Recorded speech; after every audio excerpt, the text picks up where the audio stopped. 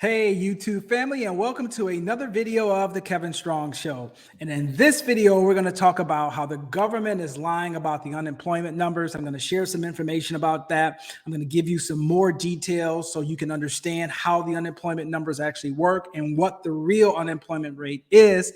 Stay to the end of this video because I'm going to share with you something that I predicted in January of 2022, right when everybody was quitting. Right when the housing market was just taking off, it was experiencing irrational exuberance, and I nailed it. So I'm going to brag a little bit because I want you guys to start trusting me in terms of my opinion. I spent a lot of time on research and content and following trends. So this is one of the things that I really was ahead of the curve on, and I'm going to share that with you. So before we jump into this video about unemployment lies, do me a favor. If you have not subscribed to my channel, please smash that like button, subscribe, and share because I care. So without further ado, we're going to go ahead and jump into this presentation that I've done for you guys today. I've called this the Magic Show. This is not black magic. So I just wanted to call it magic because the government's kind of like, now you see us, now you don't. Just messing around with all the numbers as it applies to unemployment, inflation, just everything, right? So I just wanted to call it the Magic Show.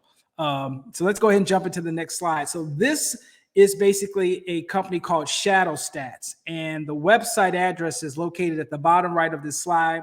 It's shadowstats.com. They do a lot of behind the scene statistical analysis in terms of coming up with what the real data is. So they are in the blue.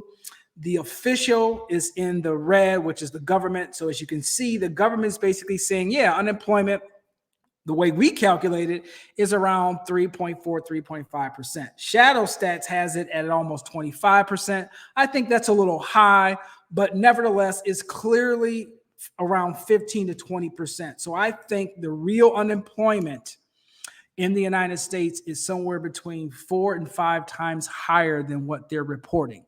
Now, I want to draw your attention to the top of this presentation, this slide here, and the verbiage that's highlighted in yellow, the U6 rate. It says the U6 rate includes discouraged, underemployed, and unemployed workers in the country. So that U6 rate is the rate between the red and the blue. It's kind of like a grayish or opaque white color. And they have it somewhere around, looks like if I'm eyeballing that, probably somewhere around 8%. But nevertheless, the U6 rate and where Shadow Stat is reporting is significantly higher than what the government is reporting. Because keep in mind, discouraged, underemployed, and unemployed workers, as the U6 rate includes, that stuff is not being calculated into the official numbers. And that's why it's so low, to mention just a few things. So let's go with some unemployment myth busters. So this next slide deals with the unemployment rate is the most important number. Okay, it is an important number, but it's not the only one. In addition to unemployment, there's also the underemployment rate, right? And that's what most of Americans are feeling. I have 1 and 2 jobs. The labor participation rate, we're going to talk about that later on in this presentation. The quit rate, where you just figure out, hell, this isn't working. I just can't make ends meet, so I'm just going to rely on the government to take care of me. The medium wage, inflation, and many more matrix. Together, these statistics paint a complete portrait of the labor market. So that's what I want to talk about and saying why the government is just lying about so many things. Because if you go out and get 2 jobs, as far as the way the government is tracking all of that, that's 2 jobs that was added to the economy. You probably have 2 jobs and you still can't make ends meet. And then some people get to the point where they just flat out, as the one thing says, the quit rate, and they just give up. So there's a lot of moving parts. There's a lot of fluid statistics that really go into painting a realistic picture as to what unemployment really looks like. So that number that they're quoting is far grossly underrepresented. Here's a second one. Everyone who is out of work receives benefits. Unemployment and unemployment benefits do not necessarily go hand in hand. So we're going to talk about this. For some of you who may not have known, to qualify for unemployment benefits, you must have lost your job both involuntarily or through no fault of your own. So if your employment has documented performance issues and they fire you as a result of that, they could potentially push back and deny you unemployment. So people who quit their jobs or who were fired for cause are out of luck. You must also meet your state's wage and hour requirements. Those rules establish the minimum employment standards before unemployment coverage kicks in. So let me give you an example to kind of illustrate what that really means. You're part of this great, what they call it, quiet quitting and the great quit resignation, all this other crap that was going on in 21 and 22. You leave the state of Washington, get another job in New York because you didn't like your job in Washington and they were offering you a bonus and a higher hourly rate in New York. And then all of a sudden something happens and the economy is turning sour, just like it is now. But you've only been there a couple of months. New York has certain wage requirement, how many hours you have to work with that new employer before you're eligible for unemployment. So if you just got there and they decide to lay you off before you hit those requirements for that specific state, you have just rendered yourself not eligible to receive unemployment benefits.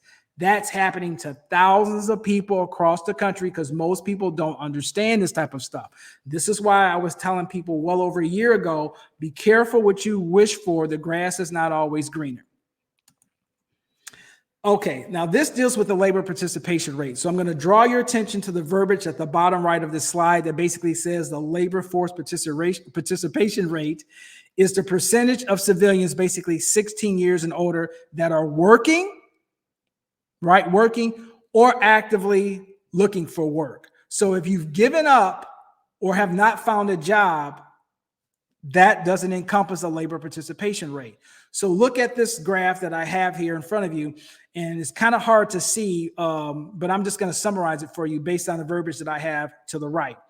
January of 2023, the labor participation rate is 62.4. If you remove how low the labor participation rate was during the healthcare crisis in 2020, as you can see to the right of that slide, the labor participation rate has not been this bad since October of 1977. We all know that we have historic consumer debt. This is something that I've been advocating not only on my radio show back in 2017, but I've really been beating that drum the last couple of years saying everybody keeps talking about housing and inventory and I'm an expert and I got all of these rental properties. Listen, homie, when you don't have enough money to pay your bills, the economy's going to slow down. You can't get any more simplistic than that. So once again, the labor participation rate is defined by people who are working and actively looking. And if that number is really bad and you have to go back as far as October of 1997, that clearly gives you an indication that this unemployment number that the government's trying to purport as being at a historic low level is just basically a lie. So did you know, layoff with severance pay? Am I eligible for unemployment benefits? So let me explain this, because a lot of times you're hearing things from some of these big employers that are telling these folks, hey, we're laying these people off. We're giving them severance packages equal to 2, 3, 4, 5, 6 months of their salary or a portion of their salary.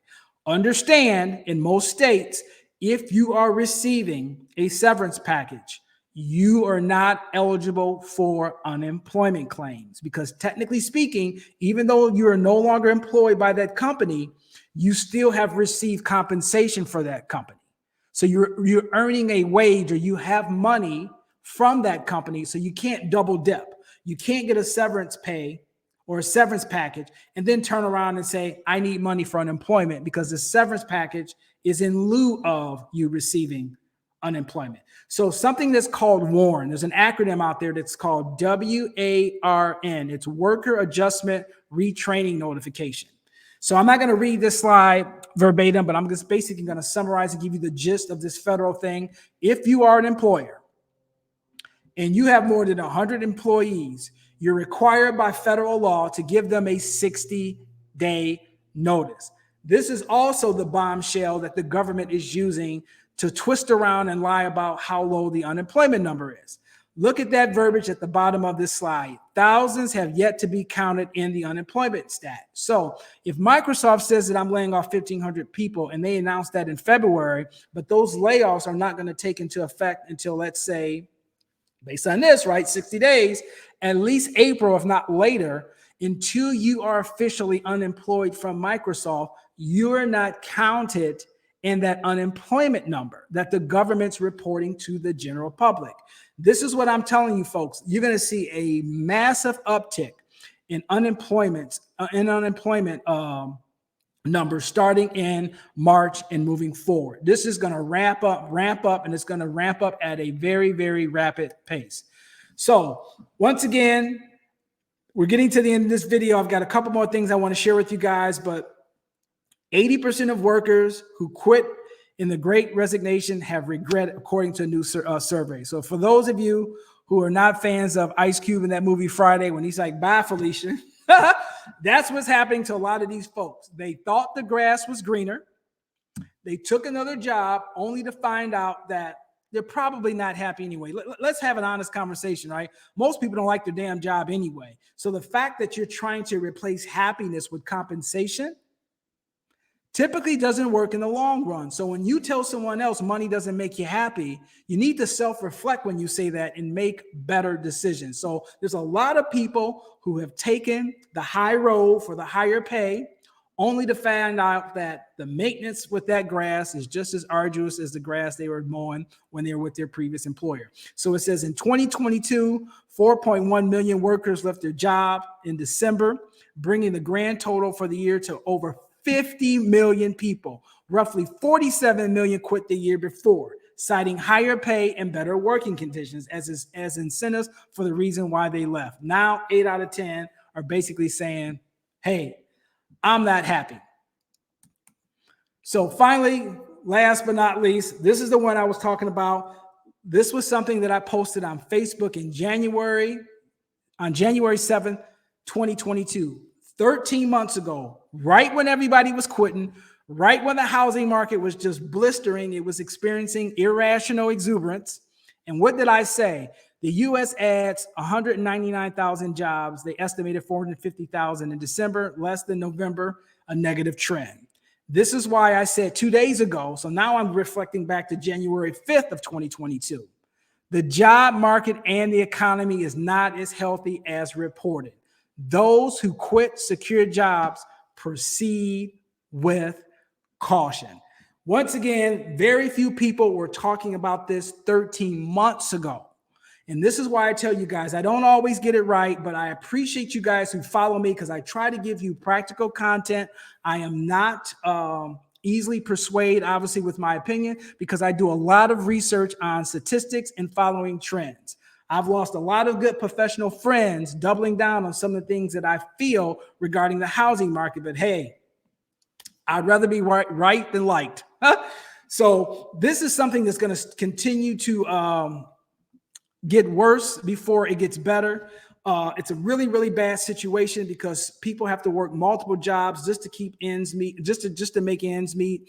You're going to have to constantly reinvent yourself. AI is taking over low, middle, and now upper management positions with all this artificial intelligence. So you're going to have to invest in yourself, reinvent yourself, find ways to beat inflation. So I'm finally going to leave you with a quote from Albert Einstein. I think I might butcher it a little bit, but basically I'm paraphrasing when he says that a man who can read does not have an advantage over a man that can't read.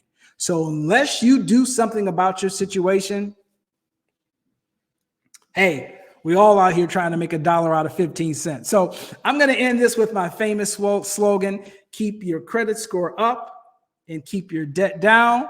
Homies and homettes, if you haven't subscribed, please do so. Hit that like button, leave me a comment, and share the content. Once again, I am going to double down on the bragging point. I was probably one of the few at that point in time that was talking about what was going to happen in our economy when it comes to jobs in 2023. I hope you enjoyed this content. I hope you enjoyed this video. This was the Kevin Strong Show, and I'll see you guys in the next one.